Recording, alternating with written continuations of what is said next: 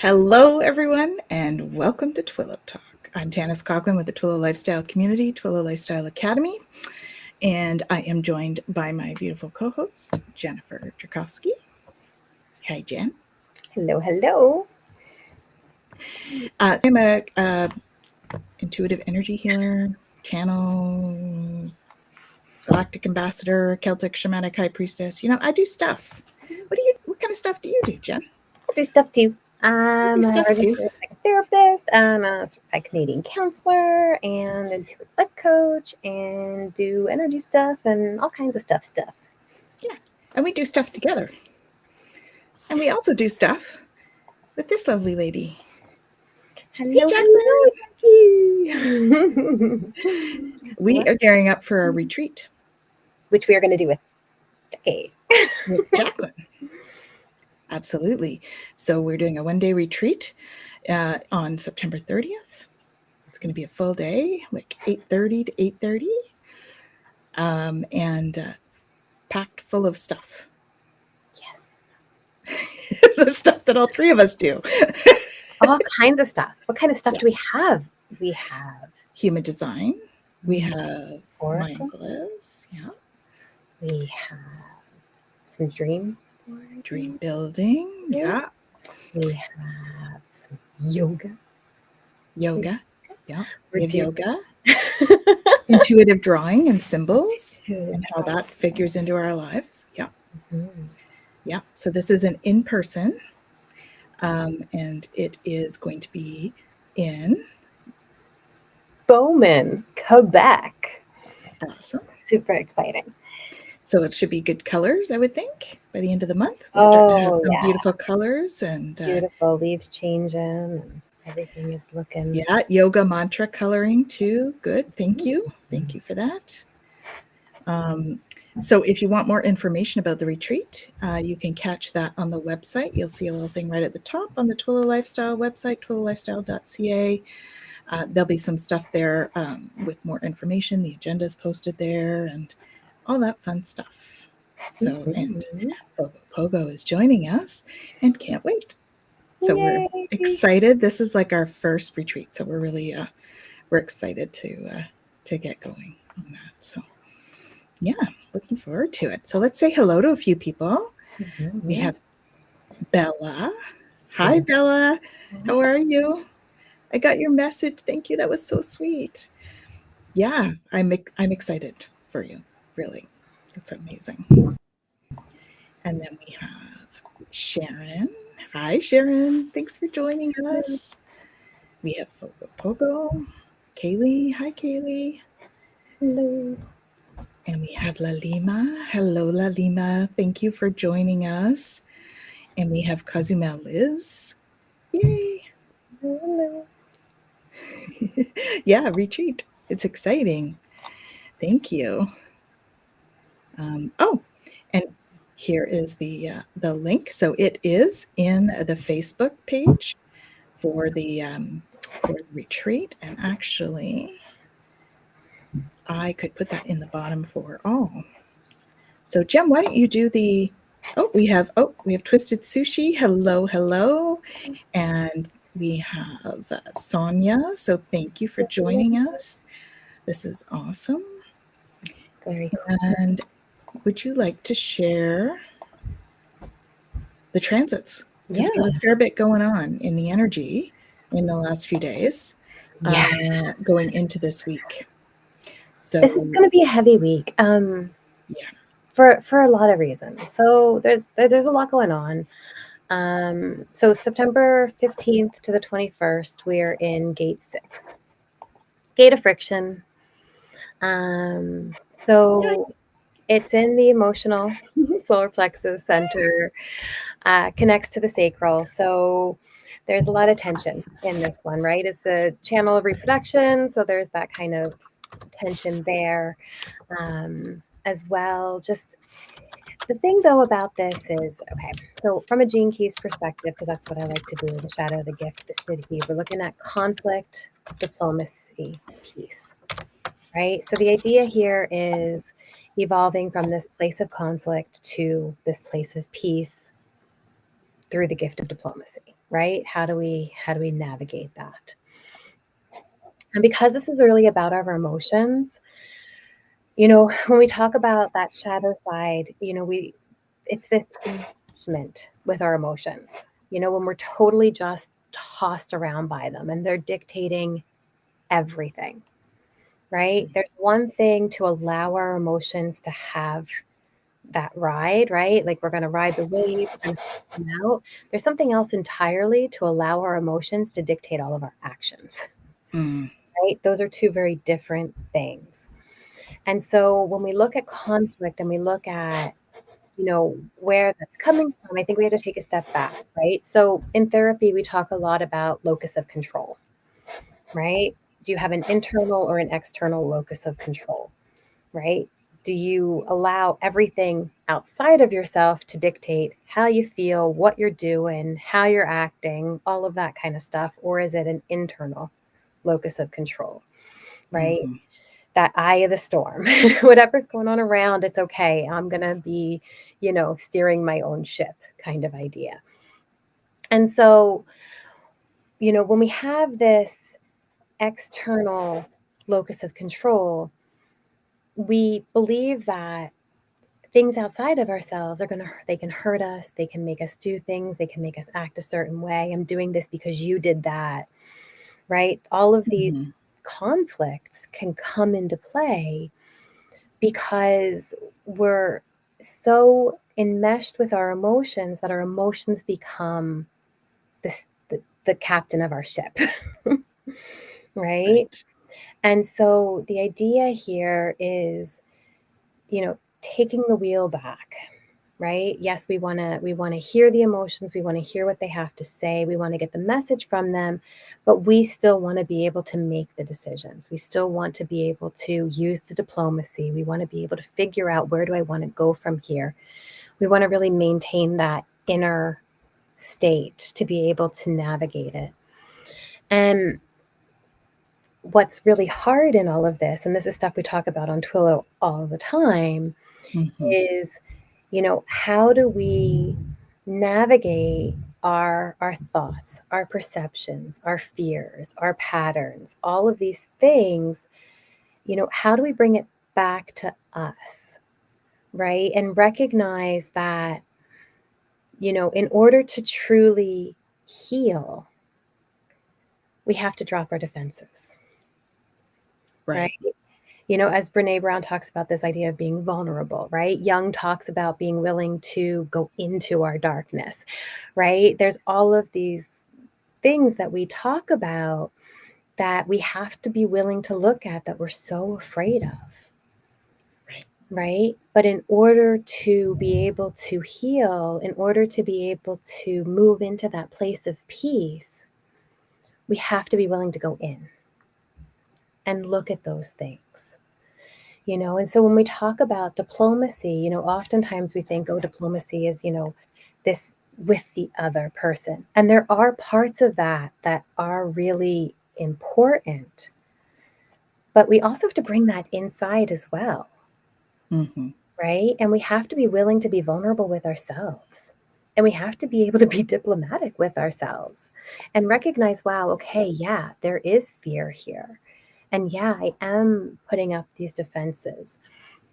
And how can I allow space for myself to deal with the conflict within me so that I can move towards peace in my experience, right?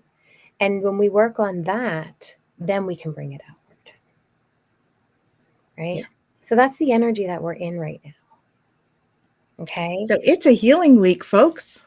It is. And in the midst of that, there's some stuff that's going to be going on this week out there that is feeding on that energy. So there's some protests happening. There's some protests against protests happening, at least in the Ottawa area. I don't know if they're happening all over the world. And that energy is going to be stuff that we're going to be feeling. Right? So I don't know if you guys have already been feeling it. I know I've been feeling some of the vibrations of preparations for it already. There's some stuff going on. So just be mindful of what you're feeling. And if you're feeling high tension, if you're feeling that kind of stuff, Is it mine? Am I feeling into the collective? If it's mine, do I need to process anything? Do I need to sit with it? Do I need to just allow it? What do I need to do with it? If I need to intercessory it, okay, can I do that? Can I allow myself some grace to do that?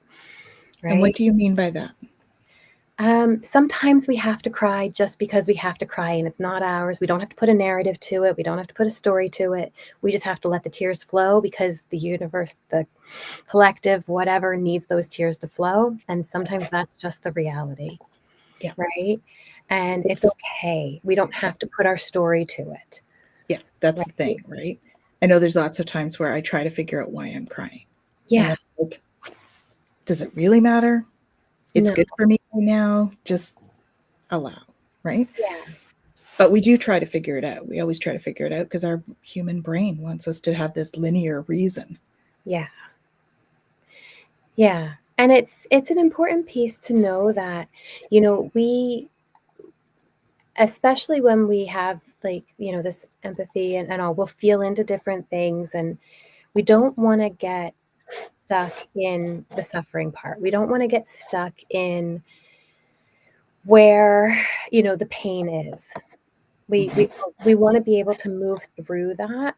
And so as we're moving through that, we don't want to get into toxic positivity and things like that, but we also want to recognize that everything is always moving and flowing right now, right? And so we don't want to hold energy in that heaviness, right? So the more we can do the work to allow it to just flow, the more we're putting that back out. Sorry, I'm going to mute that because I thought I already had it muted, but clearly I didn't. There we go.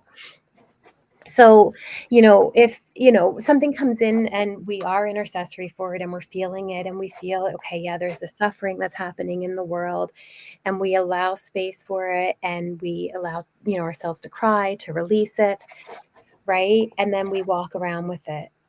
At some point, we want to be able to move to that transcending that place, right? Because we want to start holding space for the healing of it. Yeah. Right? Because as we bring that in, we're allowing that to become our consciousness, and then we're holding space for that to flow out, right? And intentioning that to become the energy. And so, we don't want to stay in the wounding, if that makes sense. Right? Well, and the other thing about the collective energy right now, we've got a lot of grief right now in the collective. And so we don't want to sit in that grief either, because, well, there's a lot of, I know there's so many people right now who have actually lost somebody near and dear to them in our local area, but on a global scale, with the two things that we had last week, it's huge. Like it's been a lot of losses in the last bit, and so people are feeling that all over the world, which does add it to the collective. So sometimes, I mean, I found myself feeling really heavy, and I'm like, what is this? And I'm like, okay, this is collective. Is this mine? It's not mine. Okay, it's collective. Let's allow it the space it needs, because it's not that. So that's the other thing. I mean, you and I have talked about this before. When we manage to pull ourselves out of it and realize that it's not ours, sometimes empaths will feel like, well, if I pull myself out of that, does that mean I don't care about it? Because we don't have the same feelings, right? So empaths are used to having those feelings around things. And when they don't have them because they've stepped back, they're like, does that mean that I'm cold? Like, does that mean that I'm not a caring person because I'm not feeling everybody's stuff? And it doesn't. It just means that you're able to just manage your own, and you can still feel compassion for all of those people that are affected. You can still send them all love and all of that stuff. It's just that you don't need to be weighed down by other people's grief. Yeah. Right? Just because we don't need to be weighed down by them, all that does is make it easier for us all to actually send out the love that the world actually needs. So Yeah. being mired in everybody else's grief is not helpful to the overall picture. The overall picture needs us to be clear light channels, as light workers, to be able to channel that light and love Yeah. to those people that it is directly affecting, right? So I went through that when I was on my journey, and I mean, Jen and I have had conversations about it when I when I kind of realized that, oh, I'm not feeling that anymore. Why am I not? Oh, okay. But it's not about. That's why I bring it up, because when we do start to just have that sort of that silent observer role that we often talk about, and we can look at something and not be emotionally attached with the cords, right? When we Yeah. cannot be as emotionally attached to it, it doesn't mean that we don't care. Yeah. It actually puts us in a better place to be able to help others, because we're not dragged down vibrationally. We can stay in the higher vibration, which ultimately, that's all that we can ever do for, for the world, is be the highest vibration person that we can be, and be of service to others in that way, right? We don't have to go and save the world. We have to work on our own vibration, do our own healing, because that is how we make a difference in the overall vibration of the world. It's nice if we can do other stuff. Like, I am totally honored that I'm able to help people with healing and with that kind of thing. But that's not the prime objective, really. The prime objective is to keep us all very high vibration and know ourselves and get us through our own soul path. Right? Yeah. And walk each other home, right? The Rumi statement, let's just all walk each other home. So we're still helping others, but we're doing it from a position of being healthy ourselves and being in that higher vibration ourselves. So I don't know. That's my thoughts. We have a whole bunch of people to say hello to. So I just want to run back and say hello to a few people. And so we want to say hello to Lisa, who is here. Where's your, I see her other hellos. Where are we? There we are. There she is.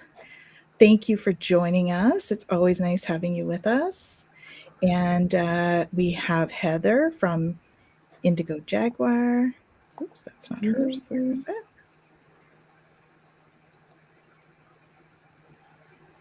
There we are. Hello, hello. Thank you for joining us. And we have Tarot Stash. Hello. Hello, Gerald. Thank you for joining us. Always a pleasure to see you on. And who else do we have? I saw a couple of other people come in here. We have wonderful chatters, of course. We have Kelly Alexander. Hello, hello. Thank you for joining us.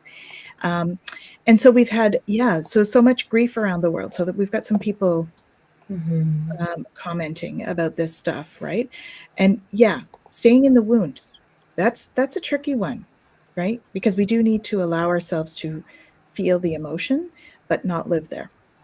And we do tend to, as human beings, we think that our wounding, oh, wow, really? Sorry. We do think that our wounding is there almost as a badge of honor sometimes, And it is in the sense that we can use it to make us stronger and make a difference, right? And so that's great. Sorry, there's a lot of wonderful comments here. So Heather is saying, this is how I was feeling this afternoon. I almost took a 2-hour nap, which is unheard of. I felt so drained. Yes, absolutely. Yeah. Kaylee thinks I should name my gnome after Gerald. So I got a new gnome at a crystal show. This is what Kaylee's referring to. So here's my little gnome. He is a crystal gnome out of blue lace agate. Apparently, he may end up being named Gerald. Or maybe we call him Tarot Stash. Gosh. And then we have this guy too, who also needs a name. So if you guys have suggestions for him, he hasn't given me a name yet. He's met a Larkavite ET. Yep. So some of my new little friends that I brought home. And peace, love, and liberty. I'm so happy to have been able to make this difference for you. Wonderful. I'm really touched. Thank you so much for letting me know. That makes a big difference for me too. You know that I'm making a difference. That's part of my mission, right? That be of service piece. So thank you, and I'm really happy for you that things are moving in the right direction. That's wonderful. Mm-hmm. Yes, exactly. It's important we honor them because they do make us who we are, and they make us strong. And but we don't want to live there. We need to move through it, like Jen was saying, right? Yeah. Well, and this is the thing, right? I think, and I talk about this with clients often. We can have wounding. We don't want to be identifying ourselves by our wounding. Right? So we honor it, and we honor that it's brought us where it's brought us. But if we come to a place where this is who we believe we are, is this wounded person, then we're living there. And that's not where we want to park and stay. Yeah. So I guess people are liking the little gnome. He's cute. Oh, yeah. Mm-hmm. Very nice. Thank you. However, we have some debate about the name. He loves his blue egg. I think it's supposed to be love, but no, because later it's love even. So this is love. Oh yes, love even. There we go.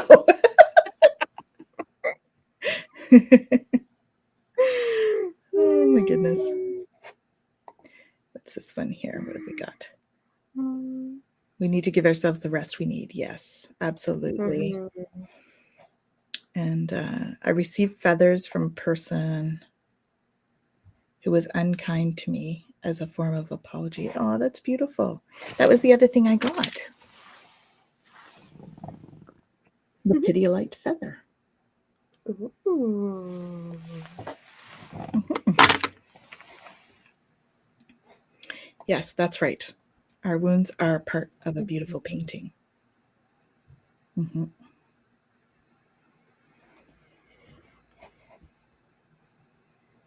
Oh, it was a question. True. My wording to my question is not quite right. So I guess, Lisa, you're asking if it was a form of apology, receiving these feathers from this person? I would say it could be. If you're receiving any kind of offering from somebody, I would say it could be a form of apology, right? We often would give something to somebody as a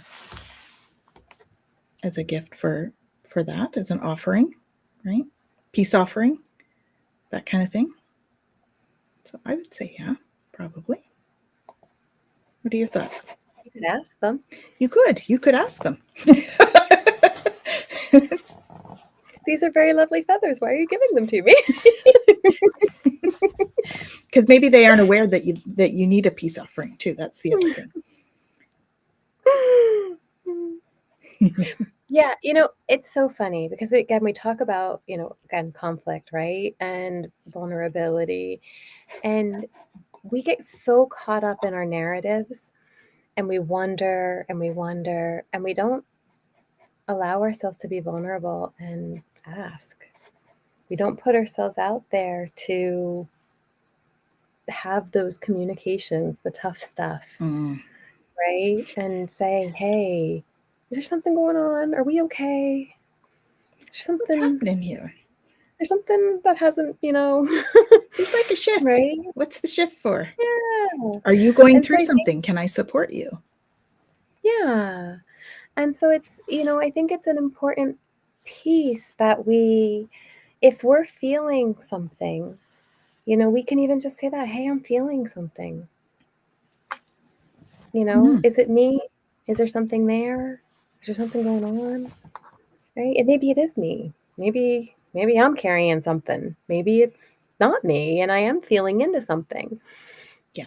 And I think that, again, when we talk about wounding, our own wounding often holds us back from allowing ourselves to be raw and to be And real with vulnerable. people, even people that we care about. Mm-hmm. Right? And so I think that, it's important to hold space for that if it's something that is meaningful to us. Mm-hmm. Right?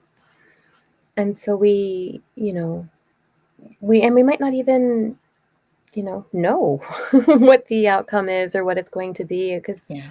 the brain plays the what if game a lot. Right? And I talk about this with clients all of the time. And, it likes to say, yeah, well, this is going to happen and that's going to happen. And it likes to tell us our fortune, but it is not a crystal ball. No. It will never be. It can't read the future. And yet it thinks it can, but then it plays the what if game knowing that it can't. Right? And so the more we can get into a place of being okay with not knowing, but knowing within ourselves what we would like, then we can hold space for that possibility, right? And when we talk about conflict moving into peace and this idea of diplomacy, it really is about coming into this place of authenticity within ourselves, Mm-hmm. right? In this moment, I don't feel okay. Something inside me is triggered, is activated, is whatever word we want to use. It's just not sitting easy. Right? And I don't know why. Maybe I do. Maybe I know that it's because when I was, 5, this happened to me and it's been bothering me ever since. Right? I don't know, right? Yeah. There's so many different things that could be happening. But, when we allow ourselves to be raw and be open and be real with somebody else, we hold space for an opportunity. And that's really all we can ask for. And not only are we giving ourselves that gift, but we're also giving the other person the opportunity to be vulnerable and to share that with you. And I think that is huge. I know, when we can be authentic and vulnerable, others feel safe to be the same. And I think that is a huge thing, a huge gift that we can give. Yeah, and holding on to strong feelings, it can be overwhelming. And sometimes we don't even know why we're having the feeling, Mm-hmm. right? And so it is hard to stay grounded. And this is where, again, finding community and a safe place and a safe person to explore that with can be really beneficial.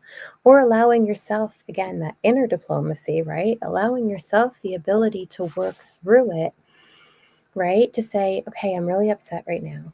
Why am I upset? Okay, I'm upset because I don't feel like this was fair. Okay, why don't I think like this was fair? Well, I don't think this was fair because blah, blah, blah, blah, blah. Well, is that really what I think? Well, no, actually, it's because blah, blah, blah, blah, blah. Well, no, that doesn't really make sense either. Okay, no, I'm really actually upset because da, da, da, da, da. Right? And you process it out until you get to the core of it.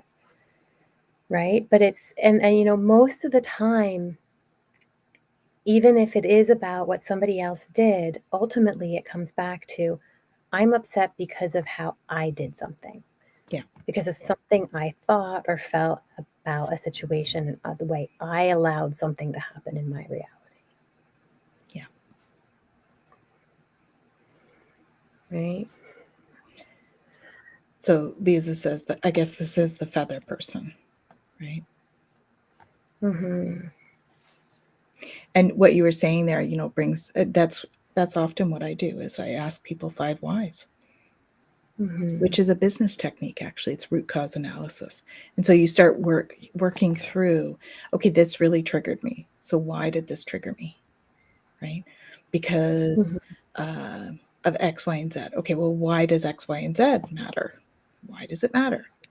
Why does it matter? And then you end up getting to like a root cause, right? And oftentimes it has nothing to do with what triggered you. And it's always our fears coming up. Yeah. So, absolutely. Yeah. Well, and yeah, and it is, and I'm sorry, like having to deal with narcissism is really hard, right? I will never say that that's an easy thing to experience, because it's not. And, you know, with an empath dealing with somebody who's narcissistic, like that's a very, very toxic situation. And I'm not gonna, you know, sugarcoat that, because No, it is. it is. It's toxic. Right. And so, you know, it's something that it takes going inside to heal from too, because, you know, we get to a place where we start to go, why do I put myself in these situations? Right. Why do I allow myself to get caught up in this, that, or the other? Right? And we have to forgive ourselves. Mm-hmm. And we have to go and bring in some self-compassion, and we have to bring in some grace, and we have to allow space for that. Mm-hmm. Right?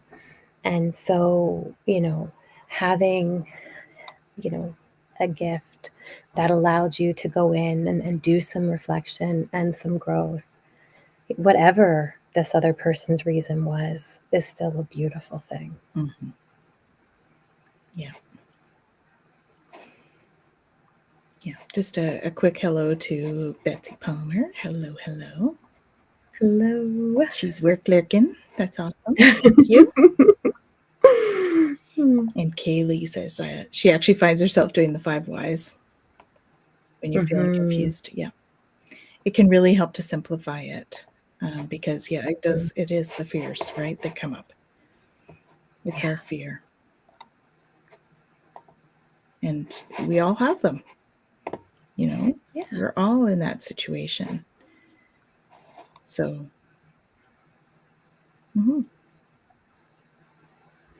yeah. And when we recognize what we're afraid of, right, that can help. Well, naming it helps, right? Even naming it. Even if there's still work to do around that. And then, you know, for me, I use the Ho'oponopono. You got a whole basket of things to use. I just, you know, keep it simple, but not a psychologist, so don't do that. But. I actually had a client one time use this analogy. I don't do scary movies. I can't.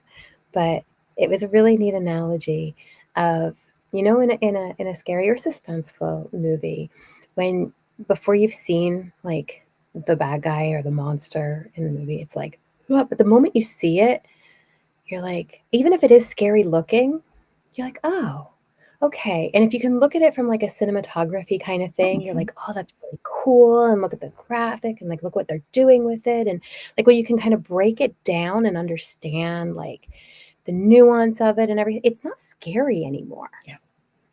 Right. So it's really the unknown. It's the unknown of it. Right. And it's, and that's it. And it's, you know, the mind has an incredible power to change our reality like that. And we just go with it. We don't challenge it. We don't, you know, question it. We don't do anything. And unless we're conscious of it. Right? But if we're conscious of it and we're intentional about it and we're aware of it, then we can go, oh, wait a minute, mind. Wait a minute. Why are you thinking that? A minute. What is that? Where's that coming from exactly? Right? Yep. Yeah, and I notice it too, right? Like everything is fine. And then like, you know, somebody will say something, or you'll hear a noise, or the dogs will stare at something, because, you know, animals stare at something, or I'll get a feeling for something. And all of a sudden I want to turn all the lights on. And I'm like, wait, I know I'm safe. Like, I know I'm safe. Right? But the mind does that. It does. Yeah. Right? and it's such an easy thing in that to recognize, right? But when it comes to relationships, when it comes to what somebody says about us or to us, when it comes to those kinds of dynamics, it's harder to catch. Yeah. Right? It is. And so conflict happens really easily. Thank you, Sharon. That's lovely. Thank you so much. Sending it to you as well. She also says happy birthday to everyone. Oh, I love it. This month. Sharon is awesome. She Like she's just stepped in and like she's putting up our sites and putting up beautiful. everything. We appreciate you, so Sharon. much. Thank you so much. It's beautiful. Yeah. We appreciate all of you. You know, we have some amazing people that join us each and every week, and it's really warms my heart to see you all here. So thank you. Do we want to pick a card for our last 15? Yeah. Our usual, we pick a card from this deck from James Van Praagh. Speaking of cards, Indigo is, I use cards to help me get some of my answers. Oh yeah, that was one of the ones that was up there. There we go. Yeah. It's awesome. Heather's a great reader as well. Yeah, what is it about closets?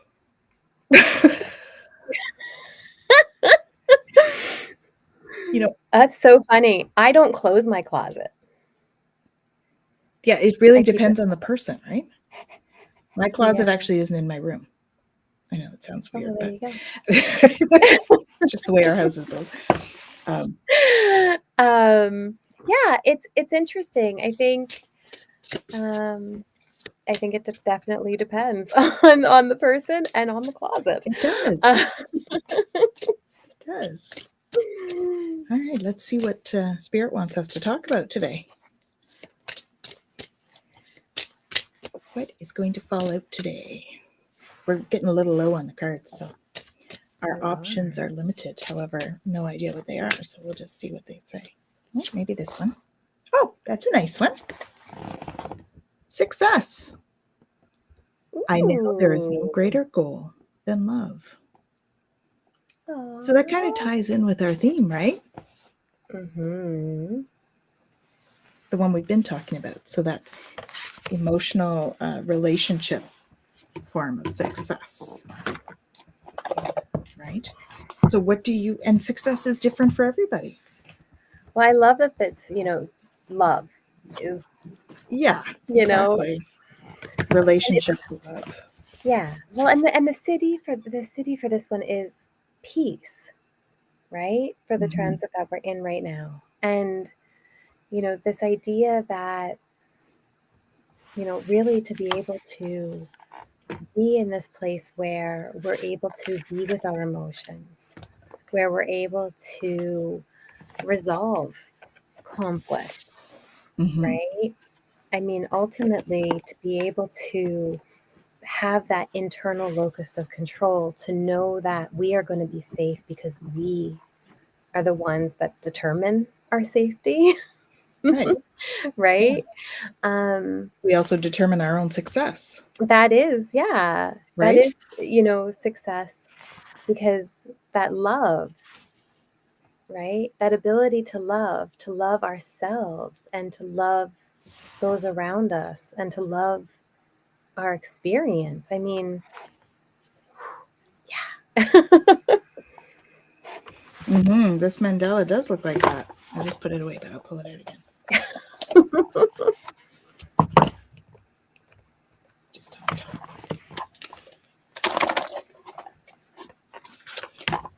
It does look like a windmill. Nice. Very cool. Very toss cool. some things around here on my desk. Just, Oh well. So be it. Yeah. Well, and hard, consistent work. We talk about that. And I say to clients all the time too, and I know I've said it on here so many times, like, this is simple. It's not easy. Right. Right? Like, we talk about all of this stuff and, it's simple to talk about. It's not easy to implement, right? And to do, because we're changing paradigms. We're changing the way that we see ourselves and the way that we see the world because of all of the conditioning that we have, Mhm. right? Well, that's what the healing journey is, though, is that reprogramming Exactly. of how we see things when we talk about that, right? The spiritual healing or the emotional healing. It's about reprogramming our perspective. Yeah. Hi, Susan. Thank you for joining us. I see. Good to see you. Yes, they are indeed. Simple and easy are very different things. Exactly. Simple, 1, 2, 3 steps. Easy would be that those 3 steps are simply very little effort to complete them.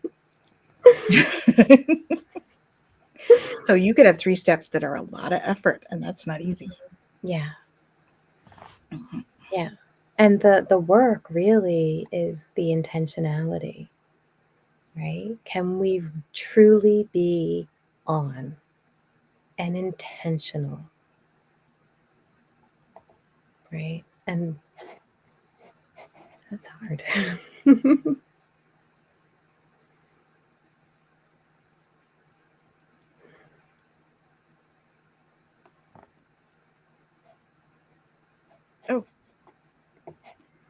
Oh, did it not work? It's okay.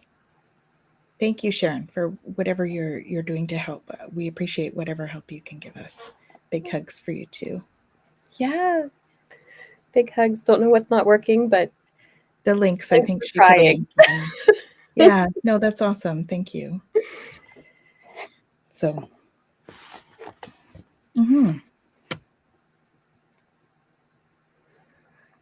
just looking at so Heather brought up the Wheel of Fortune, which is one of the tarot cards, right? We've actually got an itty bitty star there too in the center. You see the star?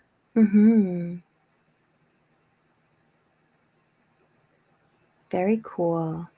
It's really nice. Yeah. I like the colors too. Yeah. I mean, when we talk about the Wheel of Fortune, right? Because we're talking about the fact that things change, right? And we've talked about change on the show too, Yes. right? And the need It's to an unknown thing. change and how hard that is. And when we're talking about, success and how do we measure success? And I think that, so often we look at, well, in the 3D world, we look at measuring things in a very linear way. Quantitatively, right? As Right. opposed to qualitatively, which I think that makes is it really important. hard to measure because the world doesn't always operate that way. Right. And when we talk about spiritual journey, we're on a spiral. So And it's not quantitative at all. and it's really very hard qualitative. to measure that. Yeah. Right. And so, there's so many components to that. And so, yeah, I mean, look at you guys. You're pulling out all of these different cards, right? So we've got the world card, we've got the star, and we've got the wheel, which are those are 3 beautiful cards to put together if you actually think about it, right? So, right, can we be at peace with whatever is going on around us, knowing that the wheel is going to spin as the wheel is going to spin, knowing that everything is cyclical. star in the center, that our internal locus of control, like we were talking about before, that star, that is our center, right? So another symbolism is about staying centered to be successful. Right? And projecting our energy, all those lines coming out of the center, right? We project our energy out. And they're golden. So let's project our golden light to the world. Is that a good vision for success for us? Let's put this out there. What is your definition of success, because I think everybody's is very different. I think for me, it's always been make a difference to the world, make a difference in the world in whatever way I can at that moment can be a success.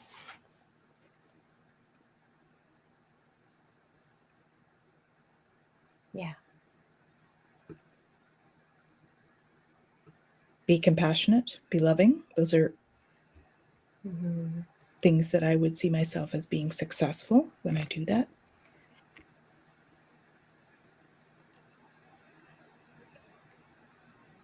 I don't know. What do you guys feel? How do you measure your success? Or how do you see yourself? When do you see yourself as successful? Staying true to yourself. Yeah. Yeah. I love that. Accomplishing what I set out to do, benefiting others, quality of self-care. Absolutely.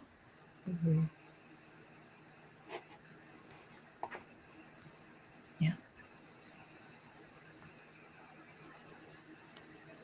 Yes. And that's how we start to reframe, right? That's our healing journey, is when we can start to reframe. So it's not so much about the money or the job or the home. It's about having community, support, giving and receiving love, finding that authentic happiness. And what does that mean to you? What does authentic happiness mean? Yeah. Where do we find that? Most of the time, that's internal. Well, and that's it. It has to come from there first, right? And radiate out. And that's what I love about all of the cards that you pulled out from the tarot deck for the imagery from that card, right? Because the star, that hope, right? That coming from the inside, coming out, that ability for inspiration to come out from you, right? Knowing that no matter what is changing around you, no matter what is happening, you've got it right here. Yeah. It's beautiful. Absolutely. Right? And Liz says she's feeling a ton lighter since our class. That's awesome. Her definition of success has transitioned to the spirit world now. Awesome. Beautiful. Beautiful. Thank you. Thank you for sharing that. Peace, love, and liberty. I'm proud of myself, said my higher self. Yeah. Beautiful. We're proud of you too.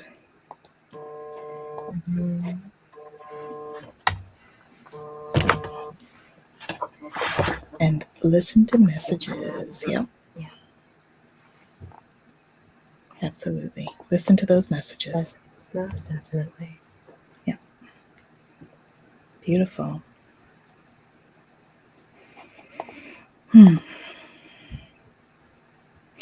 That inner peace, I think, is also a great success marker. When you're feeling inner peace, it helps you to know when you're successful. Yeah. Right? Yeah, absolutely. Mm-hmm. Mm-hmm. When we can all be authentic. Yeah. When we can all be that vulnerable, authentic being. Absolutely. And we are always so grateful for you guys for bringing that to our discussions.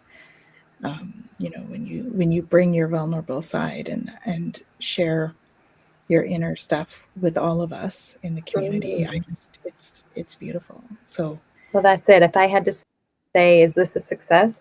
The moment that somebody's able and willing to be authentic and open, go, wow. Yeah, that's success. That's what it's about. That's a success.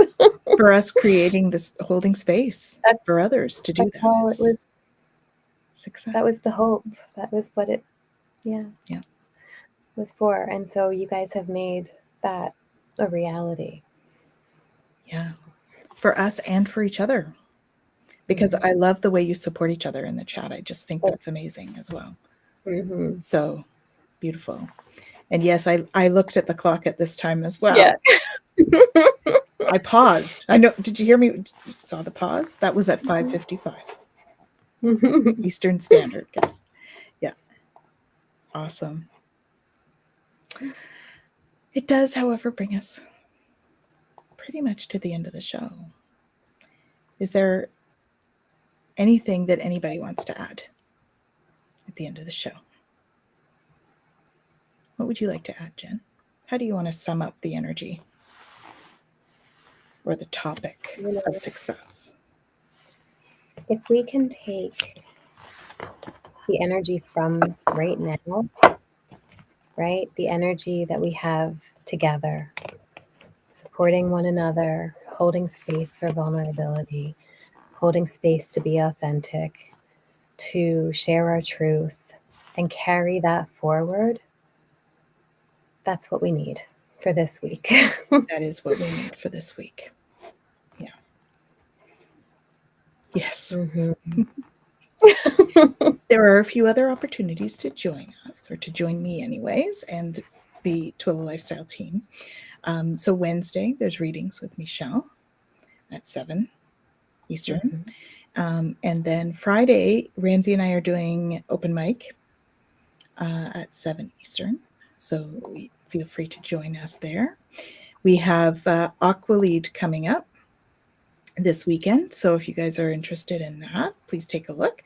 So Aqua Lead is another healing modality, much like Reiki. However, it heals the water within the body. In the first level is about the body. The second level is actually about healing, helping to heal the water in the environment and externally. And so it's fascinating. It's great for inflammation. That's what I use it for a lot in myself and clients, is for inflammation. It's a different, the energy feels different. It's very like waves is what it feels like. So it's a beautiful energy that's coming up, level 1 on the weekend. And what have you got going on, Jen? What else have we got going on with the community? Yeah, well, I think there's some stuff coming up in a couple weeks, but for this coming week, I think that covers it for this coming week. And then we've got the retreat, of course, the week after. Mm-hmm. And next week on Twillow Talk, we have Angela Day joining us again. She was with us last year. So, yeah. So lots happening. And we have people wishing each other a wonderful week.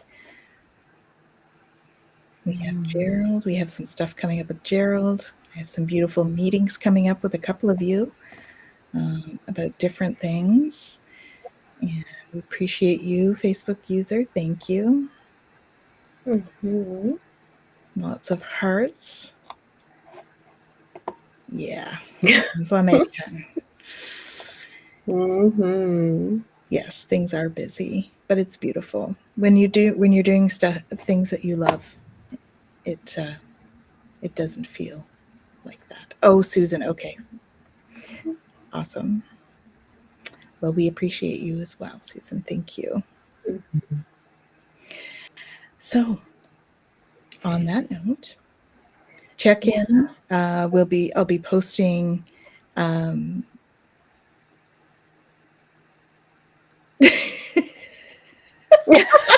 don't know what that is exactly, but Anonymous. Oh, anonymous. Okay. I just love the breakup of it. Thank you, Susan. I think it's because maybe you switched to being within a group or something. I don't know, because when we're in a group, it shows up as anonymous. Mm-hmm. Thank you, Fogo Pogo. That's great. And Heather, thank you. Mm-hmm. So check out, I'm going to be posting our energy update of the week and crystal of the week later on tonight or tomorrow. So stay tuned for that, and that will help support you through the week.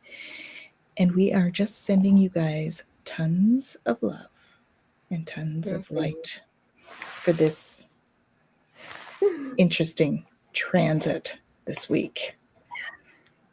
All right. Have a great week, everyone. And we shall see you either on other shows or next week at 5 o'clock for Twillow Talk. See you soon.